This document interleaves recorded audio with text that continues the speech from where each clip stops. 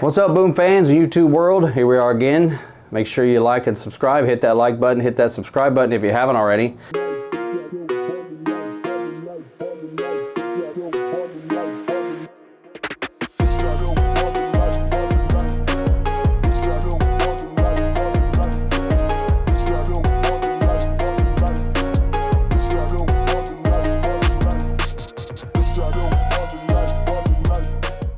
If you have liked and subscribed already, I mentioned in one of my other videos, depending on which one I put out first here, I'm trying to catch up. I've moved from Louisiana to Florida, here in Vero Beach, Florida, opening up a pro shop over here so that I can deal more with bowling balls and layouts and helping people lay the balls out where they're successful with their equipment. Having said that, video we're going to do today on this one is the Stealth Pearl. Now here's another one. It's a Pearl symmetrical that I did not drill up the solid version.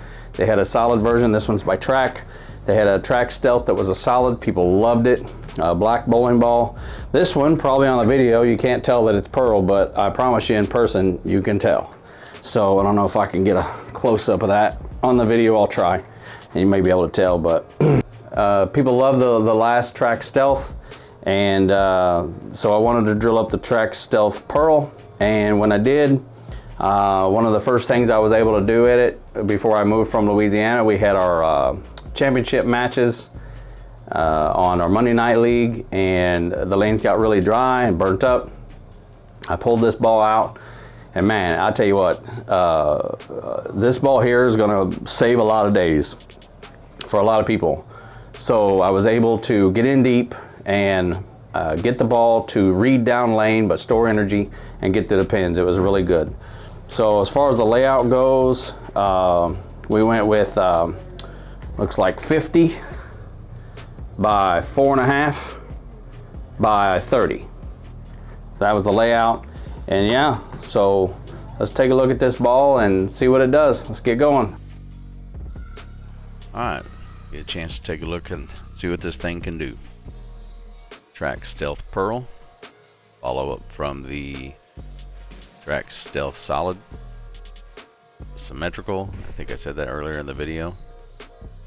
Once again, make sure you're subscribing if you're not already. If you are, thank you very much. Went with 50 by 4.5 by 30. That first number doesn't matter. I fell off balance there. Wrapped a 10. But anyway, 4.4.5, 50 by 4.5 by 30. That 4.5 is the pin to PAP distance.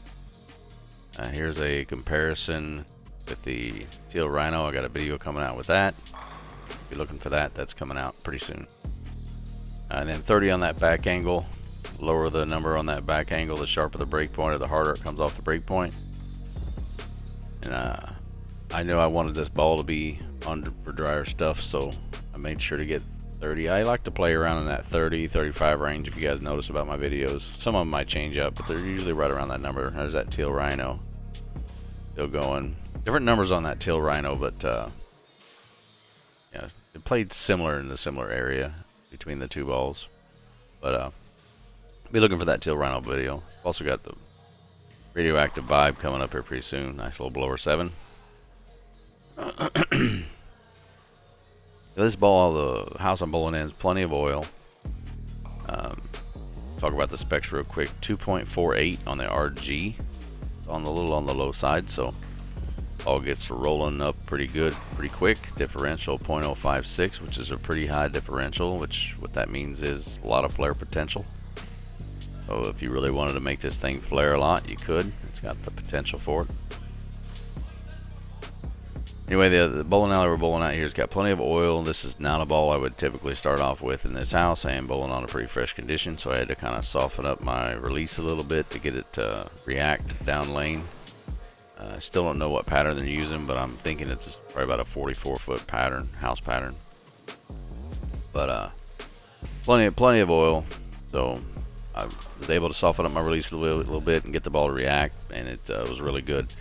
Once they open up all the way, this is a ball you could just kind of let fly. But if you get your speed up a little bit on something this wet, it's gonna get past the break point. But definitely good if your center has a lot of friction. That one there got the speed up a little bit and right past the break point. I knew it when I let go of it.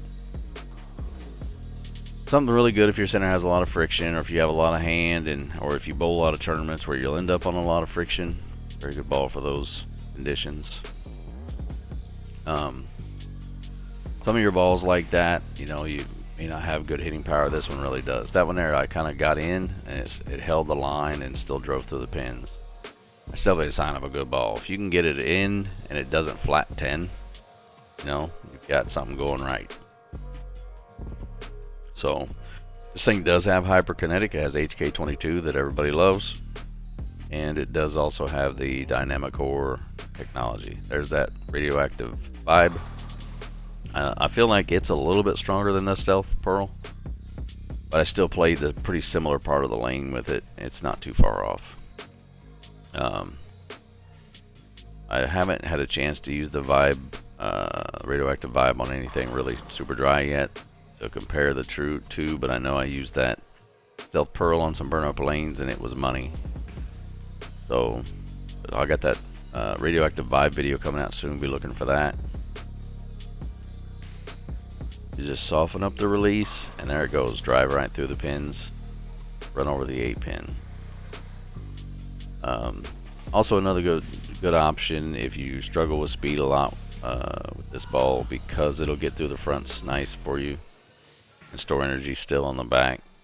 It's a good option. Say if you're in the Vero Beach area and you want to come in and talk to me about it, we can definitely figure out if this is the right ball for you. You know, take everything into account. See? Nice.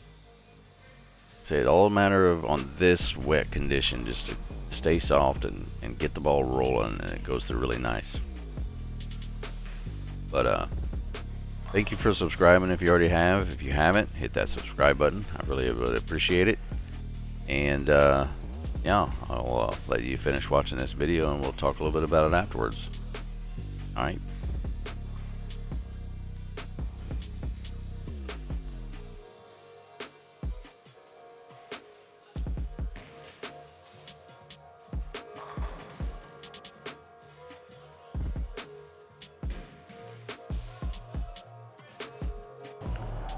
Okay, so there you go. You got a chance to see the Stealth Pearl.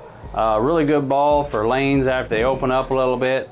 It's not weak by any means, but it's not strong either. That medium range right there, or if your center has a lot of friction, it's a great ball to go to. So yeah, glad I could get this out to you, and come see me in Vero Beach if you're in the area, and if not, go see your nearest PSO. But until the next one, boom out.